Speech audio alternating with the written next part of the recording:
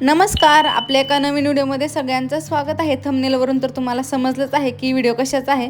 तर उशीर न करता चला सुरू करूया। इथे ओवा, जिरे आणि लसूण कोथिंबीरची पेस्ट घेतली आहे, त्याच्यामध्ये खोबरं पण ॲड केलंय आणि तीळ, त्यानंतर ही 3 पीठं बेसन, ज्वारीचं आणि गव्हाचं हे 3 पीठं मिक्स केलेत। त्यानंतर त्याच्यामध्ये हळद टाकलेली आहे आणि थोडंसं चवीपुरतं मीठ आणि त्यानंतर आता हे सगळं पीठ खूप छान असं मळून घ्यायचं। आता याच्यामध्ये आम्ही मिरची आत्ताच नाही टाकणार, कारण स्मिराला थोडंसं मिठाचे पीठ आम्ही काढून ठेवणार आहे आणि मग त्याच्यामध्ये मिरची टाकणार आहे।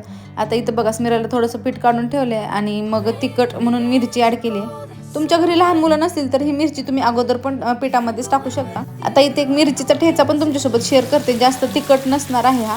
त्याच्यामध्ये तेलात जिरं टाकले आणि आपली मिरची असते ती मिक्सरवर बारीक करून घेतले आणि ती मस्त अशी तेलात छान भाजायची आणि त्याच्यामध्ये शेंगदाण्याचं कूट टाकायचं आणि मीठ, झालं बस एवढंच। आणि इतकी छान लागते ना ही मिरची, फक्त अशी चपातीसोबत खाल्ली किंवा दह्यासोबत जरी खाल्ली ना तरी खूप छान लागते। एकदा तुम्ही नक्की ट्राय करा। त्यानंतर आता इथं मी भजी करणार आहे, त्यासाठी कांदा चिरून घेतला आहे। आता भज्याची रेसिपी तर तुम्हाला सगळ्यांनाच माहिती आहे, त्याच्यामुळे मी जास्त काही शेअर करत नाही। आता इथं मी भजी बनवतोय, तोपर्यंत एकीकडे सासूबाईंनी धपाटे बनवायला घेतलेत।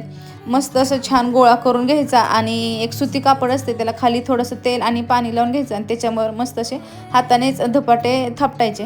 याच्यामध्ये ना तुम्ही कांदा पण टाकू शकता, त्याने पण मस्त असे खमंग धपाटे होतात। आणि धपाट्यांच्या मध्ये मध्ये ना थोडेसे होल पण करायचे का जेणेकरून सगळीकडून छान धपाटे भाजले जातील।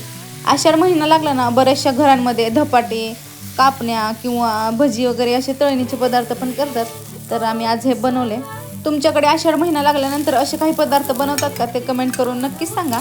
बघा आता हे मस्तपैकी धपाट आपलं एक साईडनं भाजलेलं आहे, त्याच्यानंतर त्यांनी तेल टाकून घेतले आणि दुसऱ्या साईडनं पण आता आपण हे शेकून घेऊया। तोपर्यंत इथे मी भजी तयार करते। बघूया, आम्ही जर कापण्या बनवल्या ना त्याची रेसिपी तुमच्यासोबत पण शेअर करेल।